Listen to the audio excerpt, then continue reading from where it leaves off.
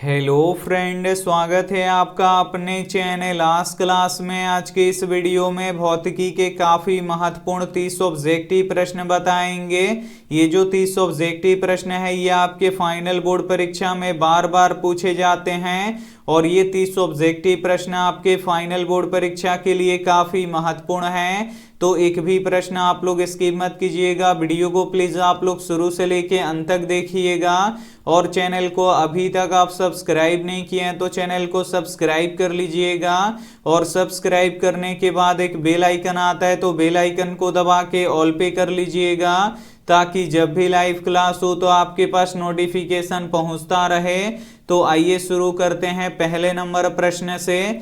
तो पहला नंबर प्रश्न है कि परिपथ की सुरक्षा के लिए किस युक्ति का प्रयोग होता है। ए ऑप्शन है विद्युत फ्यूज का, बी ऑप्शन है एमीटर का, सी ऑप्शन है वोल्ट मीटर का, डी ऑप्शन है प्रतिरोध का। तो यहाँ पे आपको बताना है कि परिपथ की सुरक्षा के लिए किस युक्ति का प्रयोग होता है। तो विद्युत फ्यूज का प्रयोग होता है। यहाँ पे ए वाला ऑप्शन बिल्कुल ही सही हो जाएगा। यहाँ पे एक प्रश्न पूछा जाता है कि विद्युत फ्यूज किस सिद्धांत पे कार्य करता है। तो ये विद्युत धारा के ऊष्मीय सिद्धांत पे कार्य करता है। तो ये भी साथ में आपको याद रखना है। आइए देखते हैं अगला प्रश्न दो नंबर प्रश्न है कि परमाणु के नाभिक में उपस्थित होते हैं। ए ऑप्शन है प्रोटॉन और न्यूट्रॉन, बी ऑप्शन है इलेक्ट्रॉन, सी ऑप्शन है प्रोटॉन, डी ऑप्शन है इनमें से कोई नहीं। तो यहाँ पे आपको बताना है कि परमाणु के नाभिक में उपस्थित होते हैं। तो परमाणु के नाभिक में प्रोटॉन और न्यूट्रॉन उपस्थित होते हैं। यहाँ पे ए वाला ऑप्शन बिल्कुल ही सही हो जाएगा। और जो इलेक्ट्रॉन होता है ये बाहरी कक्षाओं में चक्कर लगाता है और इलेक्ट्रॉन पे ऋण आवेश होता है, इसे आपको याद रखना है। प्रोटॉन पे धन आवेश होता है और न्यूट्रॉन पे कोई भी आवेश नहीं होता है, ये आवेशहीन होता है। तो ये भी साथ में आपको याद रखना है। आइए देखते हैं अगला प्रश्न तीन नंबर प्रश्न है कि प्रतिरोध का एसआई मात्रक क्या होता है। ए ऑप्शन है ओम, बी ऑप्शन है ओम मीटर, सी ऑप्शन है वोल्ट, डी ऑप्शन है एम्पियर। तो यहाँ पे आपको बताना है कि प्रतिरोध का एसआई मात्रक क्या होता है। तो प्रतिरोध का एसआई मात्रक ओम होता है। यहाँ पे ए वाला ऑप्शन बिल्कुल ही सही हो जाएगा। एक प्रश्न ये भी पूछा जाता है कि प्रतिरोधकता का एसआई मात्रक क्या होता है। तो प्रतिरोधकता का एसआई मात्रक ओम मीटर होता है। तो ये भी साथ में आपको याद रखना है। आइए देखते हैं अगला प्रश्न चार नंबर प्रश्न है कि जूल प्रति कूलम किसके बराबर होता है। ए ऑप्शन है ओम के, बी ऑप्शन है वोल्ट के, सी ऑप्शन है एम्पियर के, डी ऑप्शन है वाट के। तो यहाँ पे आपको बताना है कि जूल प्रति कूलम किसके बराबर होता है। तो ये वोल्ट के बराबर होता है, इसे आपको याद रखना है। यहाँ पे बी वाला ऑप्शन बिल्कुल ही सही हो जाएगा। एक प्रश्न ये भी पूछा जाता है कि विद्युत आवेश का एसआई मात्रक क्या होता है। तो विद्युत आवेश का एसआई मात्रक कूलाम होता है। तो ये भी साथ में आपको याद रखना है। आइए देखते हैं अगला प्रश्न पांच नंबर प्रश्न है कि वायुमंडल में किस रंग का प्रकीर्णन अधिक होता है। ए ऑप्शन है नीला रंग का, बी ऑप्शन है पीला रंग का, सी ऑप्शन है लाल रंग का, डी ऑप्शन है काला रंग का। तो यहाँ पे आपको बताना है कि वायुमंडल में किस रंग का प्रकीर्णन सबसे अधिक होता है। तो नीला रंग का प्रकीर्णन सबसे अधिक होता है। यहाँ पे ए वाला ऑप्शन बिल्कुल ही सही हो जाएगा। इसीलिए जो हमारा आकाश होता है वो नीला दिखाई देता है। तो ये भी साथ में आपको याद रखना है। और लाल रंग का प्रकीर्णन सबसे कम होता है। तो ये भी साथ में आपको याद रखना है। आइए देखते हैं अगला प्रश्न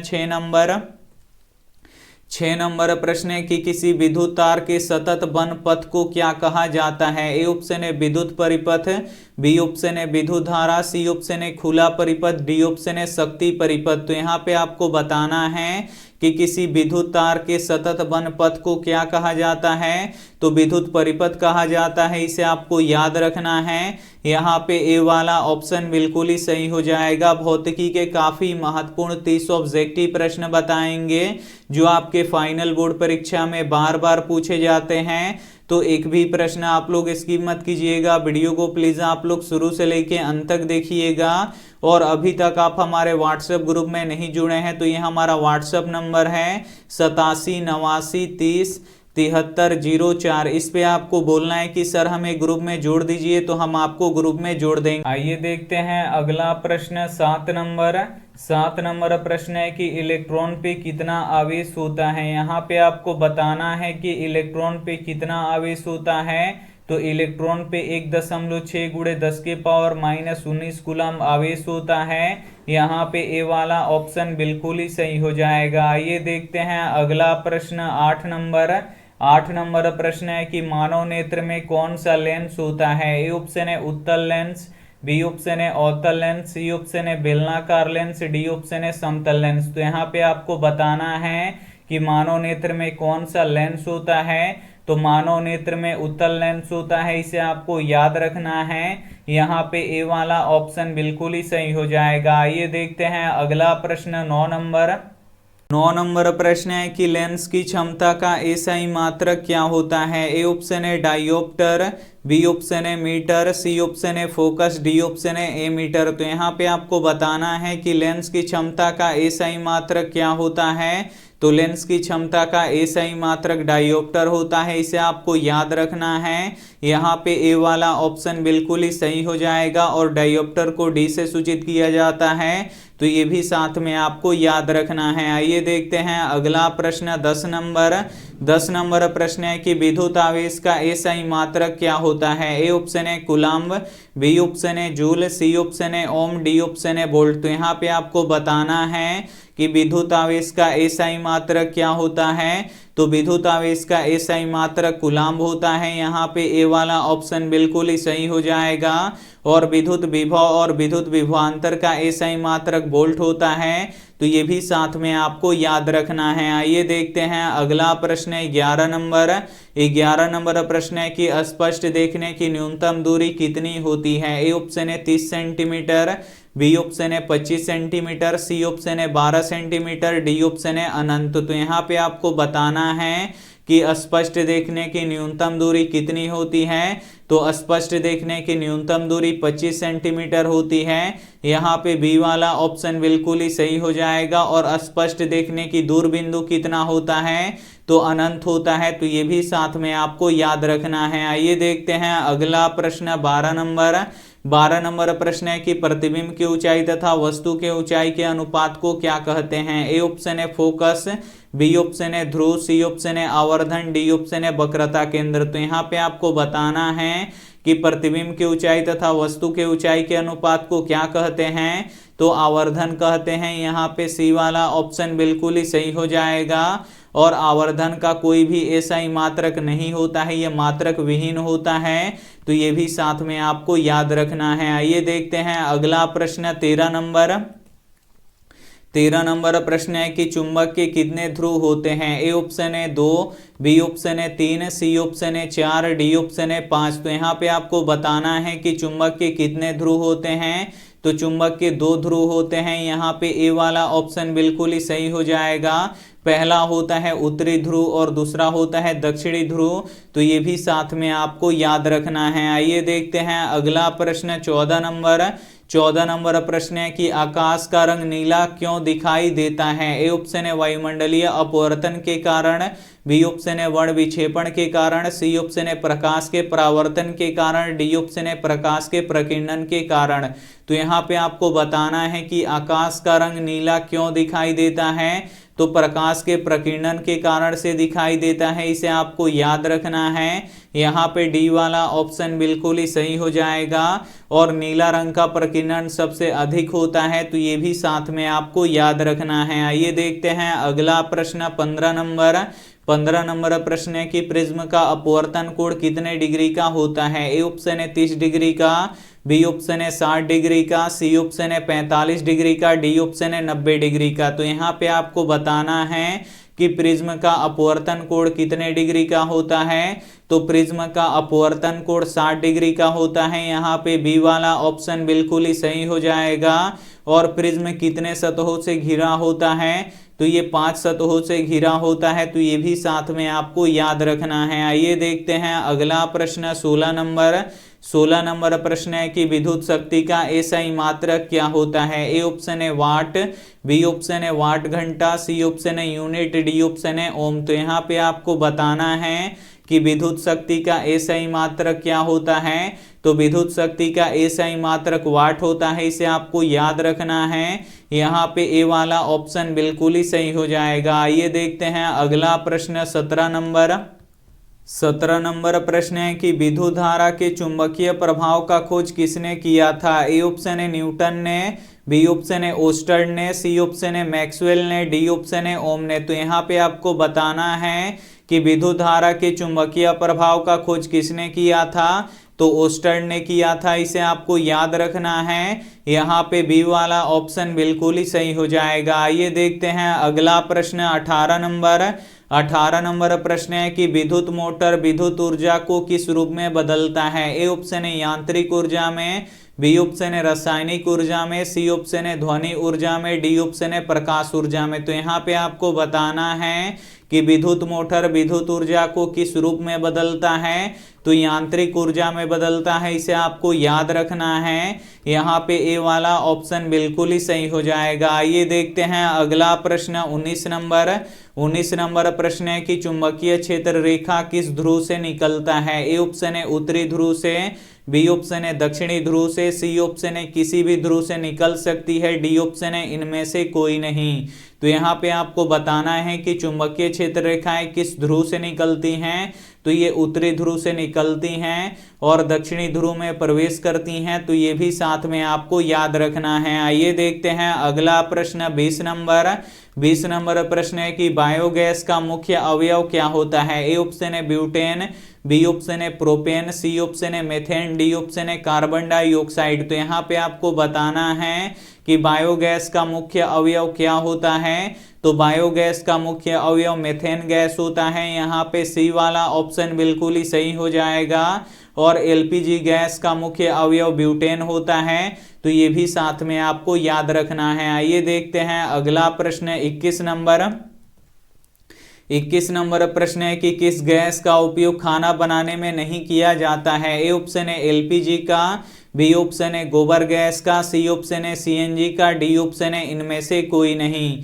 तो यहाँ पे आपको बताना है कि किस गैस का उपयोग खाना बनाने में नहीं किया जाता है। तो सीएनजी का नहीं किया जाता है। यहाँ पे सी वाला ऑप्शन बिल्कुल ही सही हो जाएगा।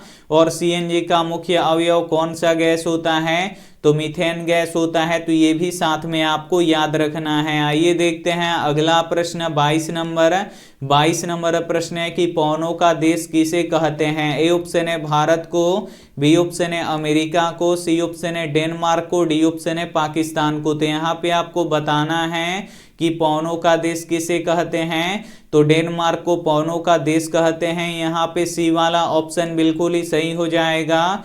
और पवन चक्कियों को चलने के लिए हवा का चाल कम से कम कितना होना चाहिए।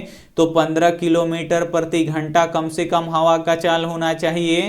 तो ये भी साथ में आपको याद रखना है। आइए देखते हैं अगला प्रश्न 23 नंबर प्रश्न है कि नाभिकीय ऊर्जा किससे प्राप्त होता है। ए ऑप्शन है हीलियम से, बी ऑप्शन है क्रोमियम से, सी ऑप्शन है यूरेनियम से, डी ऑप्शन है एल्यूमिनियम से। तो यहाँ पे आपको बताना है कि नाभिकीय ऊर्जा किससे प्राप्त होता है। तो नाभिकीय ऊर्जा यूरेनियम से प्राप्त होता है। यहाँ पे सी वाला ऑप्शन बिल्कुल ही सही हो जाएगा। और जो हीलियम होता है ये अक्रिय तत्व होता है। तो ये भी साथ में आपको याद रखना है। आइए देखते हैं अगला प्रश्न 24 नंबर प्रश्न है कि मानव नेत्र के किस भाग पर वस्तु का प्रतिबिंब बनता है। ए ऑप्शन है रेटिना पर, बी ऑप्शन है आइरिस पर, सी ऑप्शन है नेत्र गोलक पर, डी ऑप्शन है कार्निया पर। तो यहाँ पे आपको बताना है कि मानव नेत्र के किस भाग पर वस्तु का प्रतिबिंब बनता है। तो रेटिना पर बनता है, इसे आपको याद रखना है।